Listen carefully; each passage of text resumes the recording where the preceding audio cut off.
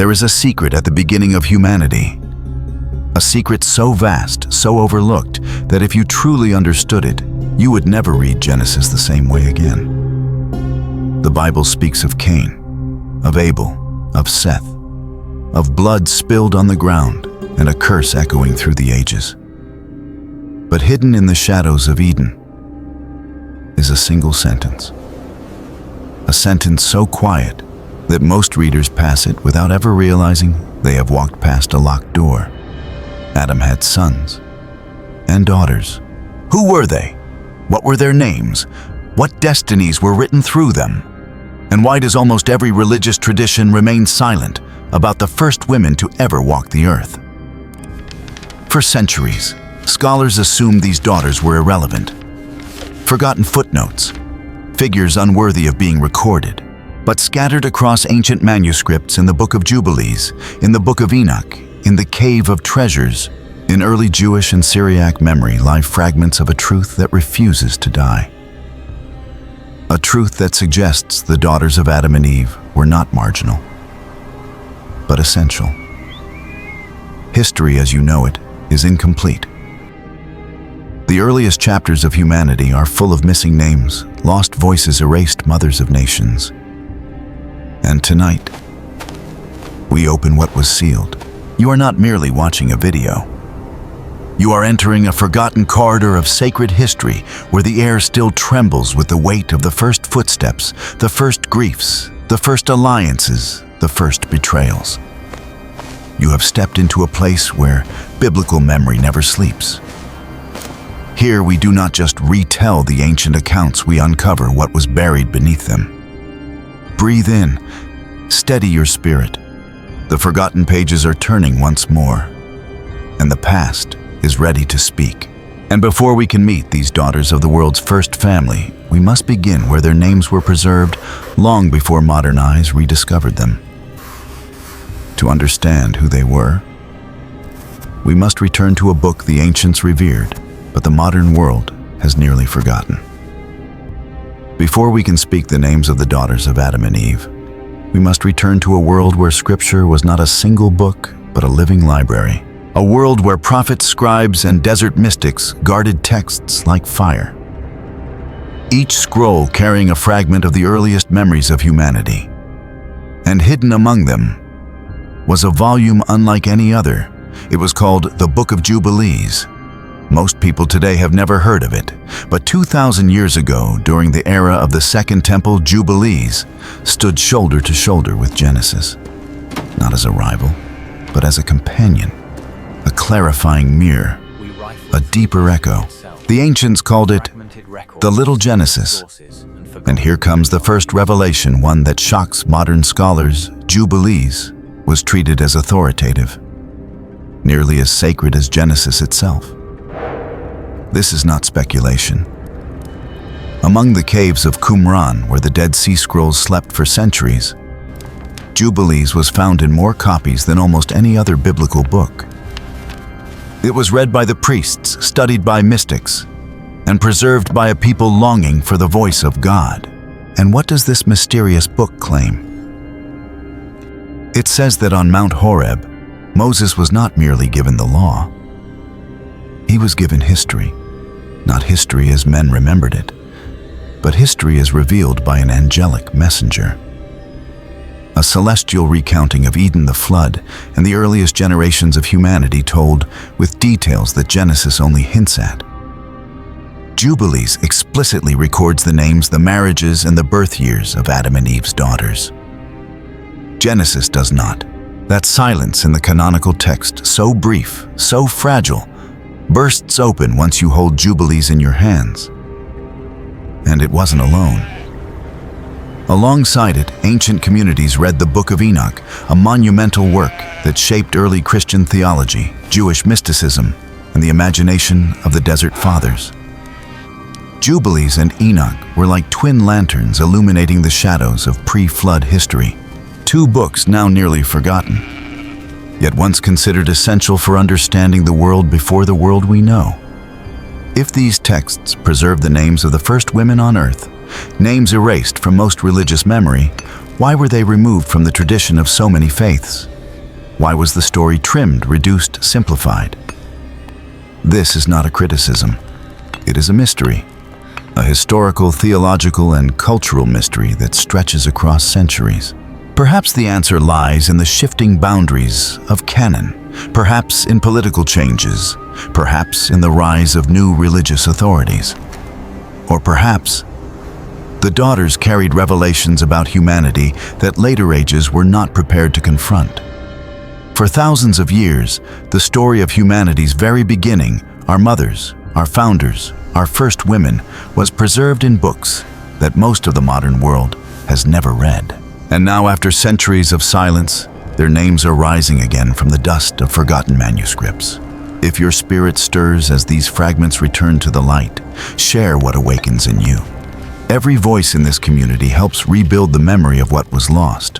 But to continue this journey, we must step even closer to the heart of Eden. For now comes the moment to speak the names that have been hidden for millennia. To speak their names is to breathe life back into the forgotten heartbeat of Eden.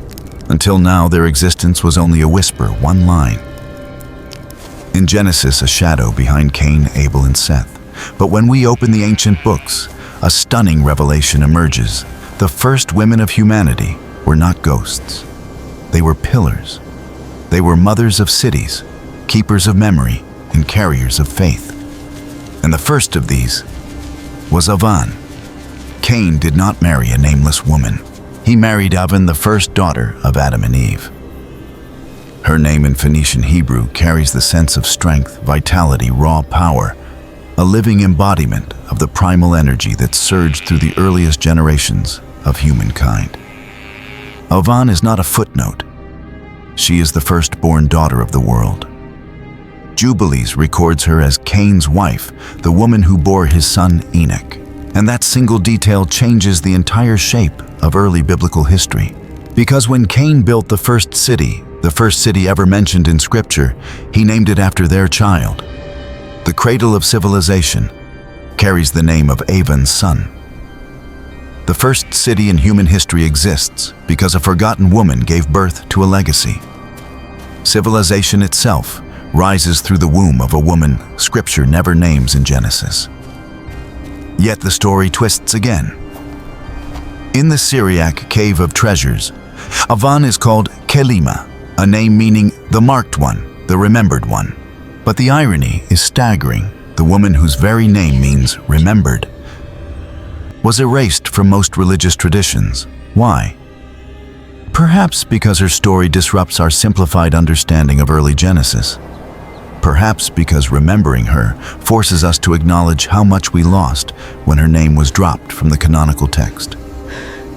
Or perhaps because Avan, standing between Cain's exile and the birth of a new city, reminds us that even in the aftermath of sin, life insisted on continuing. But Avan is only the beginning. The second daughter of Adam and Eve steps into history with a quiet, aching dignity. Her name is Azora. Azora appears in Jewish and Syriac traditions as the wife of Seth, the child given to Eve in place of Abel. Yet, some ancient sources carry a detail so heartbreaking it stops you in your tracks.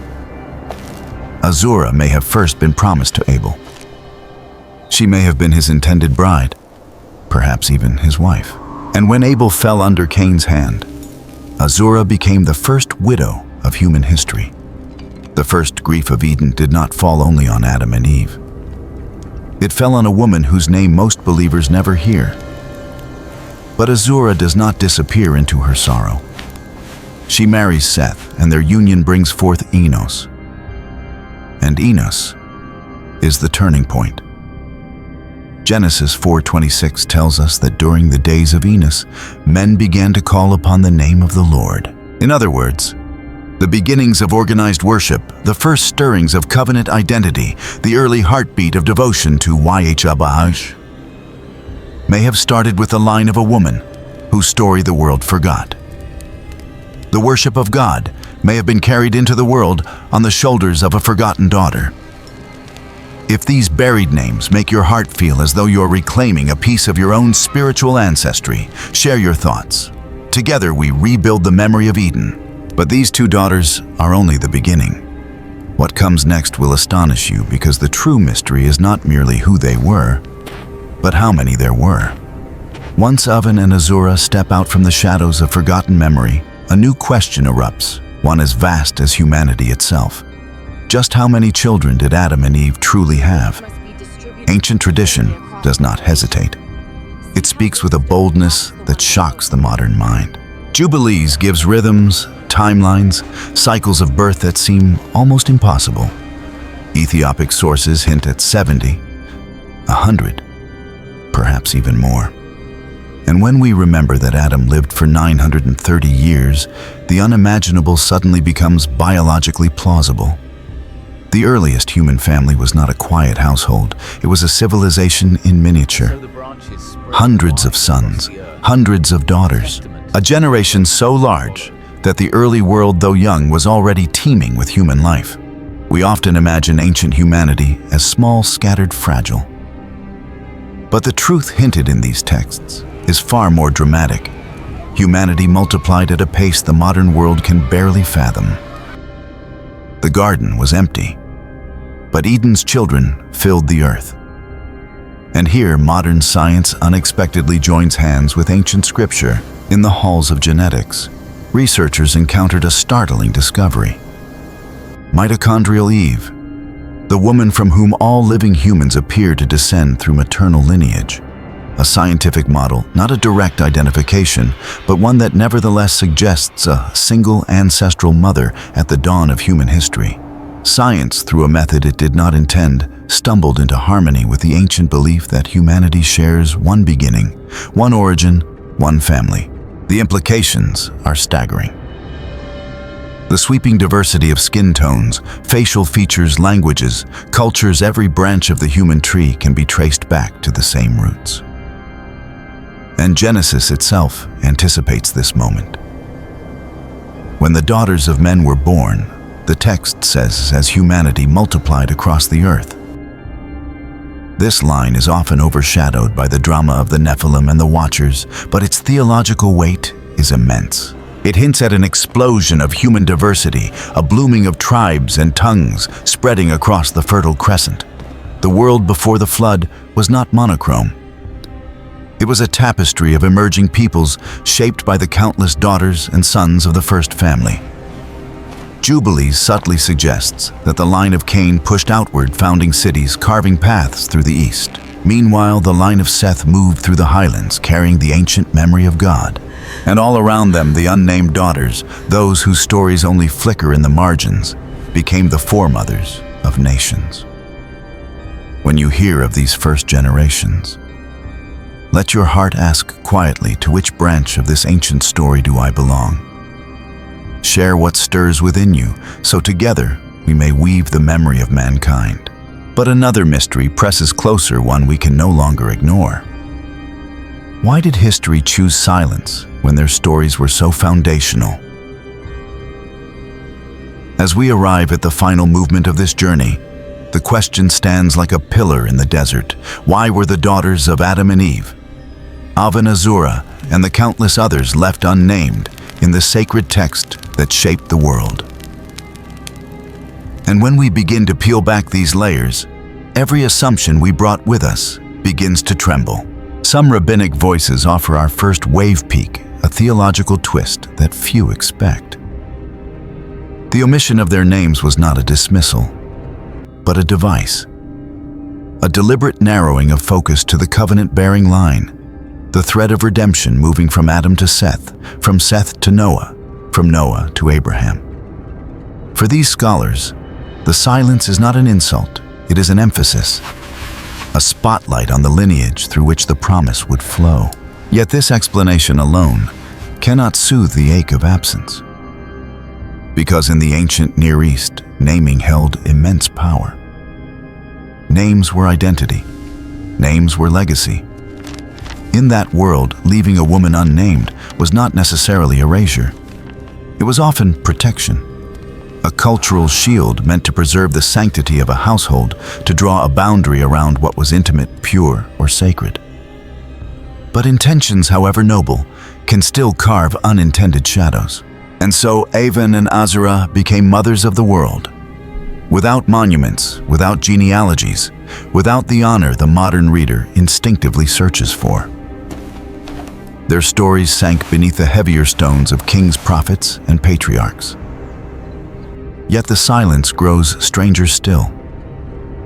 Recording the names of Adam and Eve's daughters may once have been considered an esoteric tradition guarded by priests or scribes who preserved knowledge not for the public ear but for sacred custody. A secret genealogy whispered in the margins of the early world. Whether lost, withheld, or simply never transmitted, the effect is the same. We stand today with only fragments of what was once known. And yet, when we place those fragments into the light, a powerful image emerges. When we restore Avan and Azora to the story, the first pages of Genesis suddenly expand. Human survival after Abel flows through Azora. The birth of the first city rises through Avan. The first organized worship of God emerges from their lineage through Enos. Three foundational pillars of humanity, all rising from daughters whose names were nearly erased. Understanding this changes everything. It reshapes the way we read Scripture. It reframes the origins of identity, civilization, and faith. It reminds us that the greatest movements of history often begin in the quiet hands of those the world forgets.